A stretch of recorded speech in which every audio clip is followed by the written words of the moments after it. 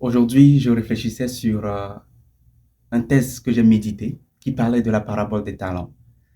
Vous savez, pendant longtemps, j'ai toujours cru que lorsqu'on parle de parabole des talents, on faisait allusion aux dons, aux habiletés divines que Dieu nous a données afin de pouvoir aller les faire valoir et de les multiplier. Mais j'ai réalisé premièrement que cette parabole parlait de l'argent parce que le mot talent était ce qui était symbolique ou utilisé au temps de Jésus. Et lorsque Jésus donnait cette illustration, si on le met bien dans le contexte, on parlait vraiment d'argent. Parce que talent était synonyme de monnaie utilisable à l'époque de Jésus. Et j'ai appris de ce passage trois principes bibliques qui permettent d'aller dans l'abondance financière. Premièrement, lorsque Dieu nous dit dans Matthieu 25 qu'un homme s'apprêtait pour un long voyage et a donné, appelé d'abord tous ses serviteurs et les a donné des biens. Déjà, la, la première leçon qu'on apprend pour atteindre l'indépendance financière, c'est de savoir que tout ce qu'on a, on nous l'a donné. On ne possède absolument rien. Est-ce que vous voyez? L'argent que vous avez vous a été donné. Nous sommes des intendants de Dieu sur la terre. Toute habileté, tout don, tout talent que Dieu nous a donné, on est là pour les gérer comme des gestionnaires. On ne les possède pas réellement. Le souffle de vie que nous avons et que nous avons la possibilité de vivre, de sortir, de revenir, le jour où on nous enlève ce souffle de vie, c'est fini. On ne peut plus absolument rien faire. Et donc, c'est dans cette ordre d'idée que je vous dis que déjà, l'illustration nous dit que le maître a appelé ses serviteurs et les a donné des talents ou les a donné des biens. Voilà. Maintenant, ça voudrait dire que ce que les serviteurs ont reçu ne les appartenait pas. Ils devaient gérer ça jusqu'à ce que le maître ne revienne. Donc ça, c'est la première leçon sur l'étape ou sur le parcours de l'abondance financière. Comme je vous l'ai dit, on va sortir trois principes bibliques de ce passage qui permettent à chacun d'entre nous de pouvoir avancer et de rentrer dans l'abondance financière, d'avoir un shift dans la mentalité pour acquérir et bien gérer les dons de Dieu. Le premier point très important que je veux faire ressortir ici, c'est que tu dois utiliser ce que tu as. La Bible nous dit que le maître a donné à certains 5 talents, à un autre 2 talents et à un autre 1 talent, selon la capacité de chacun. Est-ce que vous comprenez? Selon la capacité de chacun, selon chacun sa capacité. Ça voudrait dire que celui qui a reçu 5 talents, le maître a bien vu la personne et lui a donné 5. Celui qui a reçu 2, le maître a bien vu cette personne et lui a donné 2 talents, ainsi que le dernier qui a reçu 1. Alors, en tant qu'humain aujourd'hui et en tant qu'enfant de Dieu, on doit se considérer vraiment béni parce que Dieu a déposé en chacun d'entre nous des capacités, des talents selon notre habileté à gérer. Est-ce que vous voyez? Ici, quand on parle de Dieu a donné ou le maître a donné des biens à chacun selon sa capacité, la capacité ici fait référence à l'habileté à gérer les ressources. Donc, la personne qui était capable de gérer 5, on lui a donné 5. La personne qui était capable de gérer 2, on lui a donné 2. Et la personne qui était capable de gérer 1, on lui a donné 1. Est-ce que vous comprenez? Donc, j'apprends là-bas que maintenant, pour faire le premier pas sur l'étape ou sur le chemin de l'abondance financière, on doit déceler qu'est-ce que nous avons. Certains vont dire, oh, je n'ai rien, Dieu ne m'a rien donné, moi je suis ça, je ne possède absolument rien. Mais c'est faux. Quand vous regardez un peu dans la vie, vous allez constater que vous avez quelque chose. Regardez autour de vous, vous allez voir que vous avez quelque chose. Pour certains, c'est la force physique. Je peux vous dire que si vous allez faire un tour tout de suite sur TikTok ou YouTube, vous allez voir certains qui sont très doués dans la musculation et qui ne parlent même pas, mais ils font seulement des vidéos, ils font seulement des démonstrations physiques et ils gagnent beaucoup d'argent pour ça. Regardez ceux qui sont passionnés par le bodybuilding. Est-ce que vous voyez un peu? Certains vont dire, oh, je ne possède rien. Mais la faculté intellectuelle que vous avez, c'est quelque chose que Dieu vous a donné, que vous devez utiliser. D'abord, tu dois valider et utiliser ce que tu as. Certains ont le verbe facile. Certains ont la capacité d'apprendre d'autres langues. Certains ont la capacité de faire des choses facilement. Voilà. Et pour savoir ce que tu as, tu peux faire un petit sondage. Tu peux poser des questions autour de toi pour savoir, et dans quoi je suis doué? Dis-moi, Qu'est-ce que je fais de façon fluide que tu as remarqué dans ma vie? Et la personne va le dire. Donc, ce que tu as est ce que Dieu t'a donné. Et tu dois savoir comment utiliser ce que tu as. Donc, celui qui a reçu 5 talents était en fonction de sa capacité. Et c'est ça que tu as déposé en lui. Le deuxième principe, c'est de multiplier ce que tu as. Ce que tu possèdes, tu dois savoir le multiplier. Donc, lorsque celui qui a reçu 5 talents est parti, il est allé et il a fait valoir cela. Qu'est-ce que cela voudrait dire? Donc, on t'a donné 5 dollars, par exemple, et tu dois faire valoir ce que tu as. Tu dois faire valoir l'argent que tu as. Donc, en ayant ça à ta possession, tu dois d'abord savoir qu'est-ce que je peux faire pour multiplier mon argent. Qu'est-ce que je peux faire pour faire travailler mon argent? Et nous avons appris que celui qui a reçu 5 est parti et il a fait quelque chose. Celui qui a reçu 2 aussi est parti et il a fait quelque chose pour multiplier cela par 2. Ça voudrait dire que lorsque tu as quelque chose en toi, tu peux le transformer en un produit ou un service que tu vas vendre. Ta capacité à vendre quelque chose, c'est comme ça que tu vas multiplier ton argent. Ta capacité à rendre un service, c'est comme ça que tu vas multiplier un argent.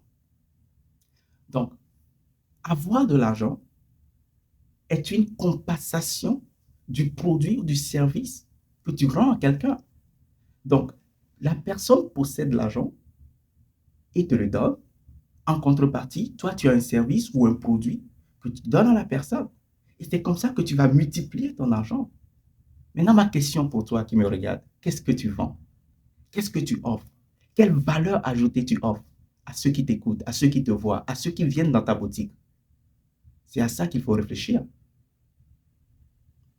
Est-ce que vous voyez? Donc, celui qui est parti avec 5 talents a su vendre quelque chose, a su multiplier cela.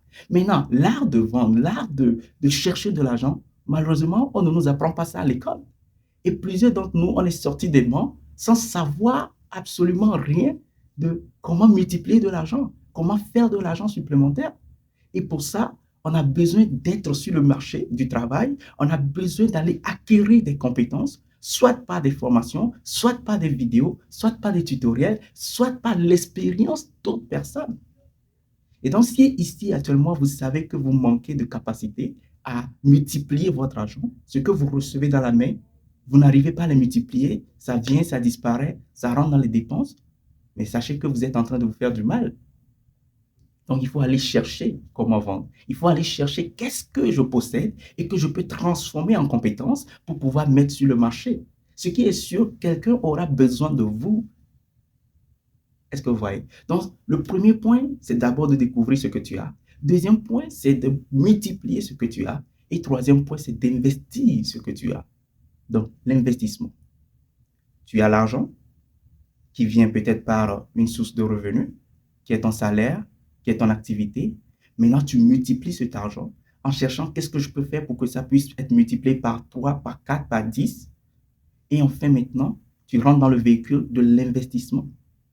Et vous allez constater que le dernier serviteur, lorsqu'il a reçu un talent, il est allé le cacher et il dit à son maître, je sais que tu es un homme très dur, que tu moissonnes où tu n'as pas semé. Et donc, j'ai eu peur et je suis allé cacher le talent ou l'argent que tu m'as donné. Et voici ton argent, je te le donne. Prends-le. Et le maître l'a traité de serviteur méchant. Pourquoi? Parce que tu savais très bien que je moissonne où je n'ai pas semé. Tu savais très bien que je récolte où je n'ai pas vanné. Mais au lieu d'aller mettre mon argent dans la banque pour que je puisse au moins à mon retour avoir un intérêt, te voilà, tu as planté ça dans la terre et je viens, tu me redonnes ça sans rien, sans valeur ajoutée. Et donc tu es méchant. Ta part ne sera pas parmi ceux qui vont hériter. Et donc ce que tu as, je vais te l'enlever et je vais donner à celui qui en a déjà 10. Est-ce que vous comprenez? Déjà ici, je note la peur. La peur de se lancer. Il y a certaines personnes, Dieu les donne des idées. Voilà. Les idées aussi que tu as, c'est quelque chose que Dieu te donne. Vous savez, les idées ne viennent pas tout crues. Sur le chemin de l'abondance, vous n'allez pas avoir le plan bien défini. Dieu va vous montrer une vision, mais il ne va jamais vous montrer le plan de A à Z. C'est chemin faisant. J'ai écouté Mark Zuckerberg qui disait que lorsqu'il était en train de coder Facebook, il n'avait jamais pensé qu'on était des milliards de personnes. C'est avec le temps que c'est venu. Lui, il voulait seulement qu'on était des étudiants sur l'université. Mais ça a fini à ce qu'aujourd'hui, presque tout le monde entier utilise Facebook. Et plusieurs entreprises dépendent de Facebook pour survivre. Plusieurs personnes vendent sur Facebook. Est-ce que vous voyez? Donc, l'idée originelle n'était pas la multiplication. C'était juste d'utiliser ce que j'ai pour créer quelque chose. Et après, je l'ai multiplié et maintenant, c'est devenu un investissement. Regardez un peu. Je donne cette illustration. On prend d'abord Facebook. Lorsque vous avez une action de Facebook, supposons que vous avez 1 million de dollars et que vous avez investi 1 million de dollars dans Facebook pour acheter 1 million d'actions. À la fin de l'année, vous allez vous rendre compte que une action est un dollar et parce que vous avez investi 1 million, à la fin de l'année, vous avez reçu des dividendes de 1 million. Pendant ce temps, quelqu'un qui travaille chez Facebook et qui gagne 1000 dollars, lui, s'il continue à gagner 1000 dollars, même en travaillant chez Facebook, en un an, il va gagner 12 000 dollars. Et c'est exactement ce qui est arrivé. Le mauvais serviteur a dit, je sais que tu moissonnes ou tu n'as pas semé. Ça voudrait dire quoi? Que tu veux faire travailler les autres pour vous. Mais le serviteur n'a pas compris que le maître était seulement intelligent. Il savait comment utiliser le travail des autres pour s'enrichir. Et c'est ce que des milliardaires font. Ils ne font pas tout le travail eux-mêmes. Si vous allez dans une grosse entreprise, vous allez constater que les gens ne travaillent pas eux-mêmes. Il y a ceux qui gagnent 90% des sommes les plus fortes ont des gens qui travaillent pour eux. Ils ont atteint un niveau où c'est plusieurs personnes, l'effort de plusieurs personnes qui les permet d'avoir un certain montant. Je ne sais pas si vous comprenez. Et donc, c'est cette stratégie que le maître utilisait à l'époque. Fait que le petit serviteur n'avait pas compris cela. Et il pensait que le maître voulait l'user, l'utiliser pour s'enrichir. Et là, le maître lui dit, si tu savais que j'étais comme ça, pourquoi tu n'aurais pas mis mon argent en banque? Ici, ce que je veux faire ressortir, c'est que votre compte d'épargne, je ne veux pas parler d'investissement dans un compte d'épargne. L'argent que vous déposez dans un compte d'épargne, par exemple, ne va pas vous enrichir. Pourquoi? Parce que la banque, majoritairement, va vous donner 1% de l'argent que vous déposez, ok? Alors que l'inflation est à 3%. Fait que si on fait la différence, vous êtes en train de perdre de l'argent lorsque votre fonds, ok, votre somme est en banque. Maintenant, il y a d'autres personnes aussi qui pratiquent la thésaurisation, qui font qu'ils accumulent l'argent. Ils ont 1 million, ils le mettent sous leur lit et à chaque fois ils se réveillent, ils voient leur 1 million et ils sont très contents. C'est comme le serviteur qui a caché l'argent dans un trou. Vous voyez le 1 million et il est content. Alors que ce 1 million peut être multiplié par 2, par 3 parce que vous avez peur. Il faut avoir un fonds d'urgence, je suis d'accord pour ça. Mais il y a aussi la possibilité d'investir votre argent. Achetez des actions, investissez votre argent. Maintenant, quand on parle de banque, ici, il faut être stratège. Il faut avoir une idée. Vous pouvez aller voir votre gestionnaire de banque et lui dire, hey, je possède 1 million de francs CFA, je possède 10 000 dollars par exemple, je veux faire un compte bloqué. Et là, vous négociez l'intérêt. Même si c'est 5% vous donne par an, même si c'est 10% qu'on vous donne par an sur un compte bloqué, la banque va utiliser votre argent pour prêter de l'argent à d'autres personnes. Okay? La banque va faire de l'argent sur votre argent, mais en retour, vous avez une compensation.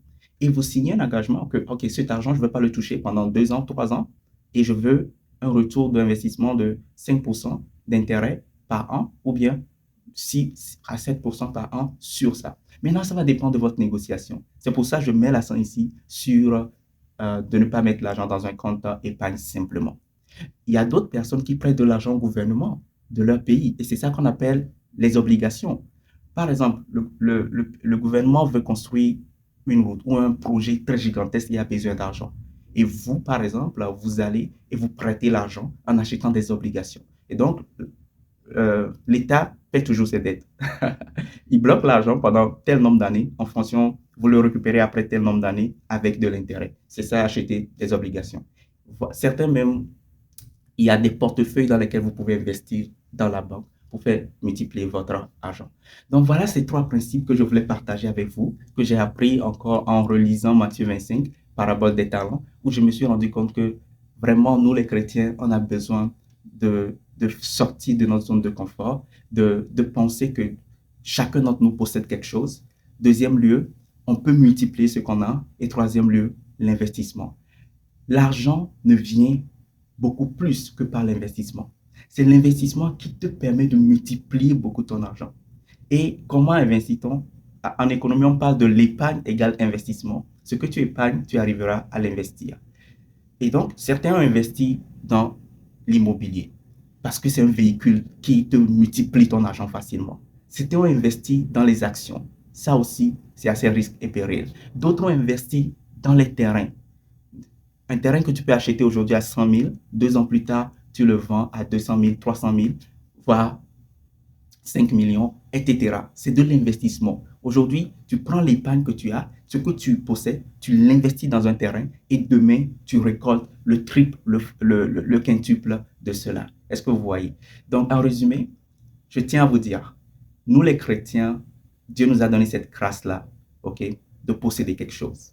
Et donc, notre manière de pouvoir gérer ça, c'est ce qui dépend de comment nous serons dans l'abondance ou pas. Nous avons tous quelque chose au départ. Découvre ce que tu as. Prie Dieu de t'aider à multiplier. Si tu n'arrives pas à multiplier ton argent, demande simplement à Dieu. Faites cette prière. Seigneur, c'est toi-même qui as donné la parabole. Et tu as dit que celui qui ne l'a pas fait, c'est un méchant. On va lui ôter ce qu'il a et on va lui donner à une autre personne. Je ne veux pas que ce que je possède, le peu que j'ai, aille encore dans les mains des riches. Non. Alors aide-moi à devenir riche. Regardez, nous servons un Dieu d'abondance. Et donc, s'il l'a fait pour d'autres personnes, il peut le faire aussi pour toi, il peut le faire aussi pour moi. J'espère que cette vidéo vous a aidé. Et si ça vous intéresse, abonnez-vous, likez cette page et partagez la vidéo pour motiver les leaders. N'oubliez pas de vous connecter à nous. Sur cette chaîne, nous partageons beaucoup d'astuces sur le leadership, le développement personnel. Et je suis sûr que ça va vous aider. Et donc, partagez la vidéo, abonnez-vous à la chaîne, likez et ça va me faire un bon plaisir de pouvoir vous lire dans les commentaires si vous avez appris quelque chose. Merci et à très bientôt pour une prochaine vidéo. Ciao, ciao.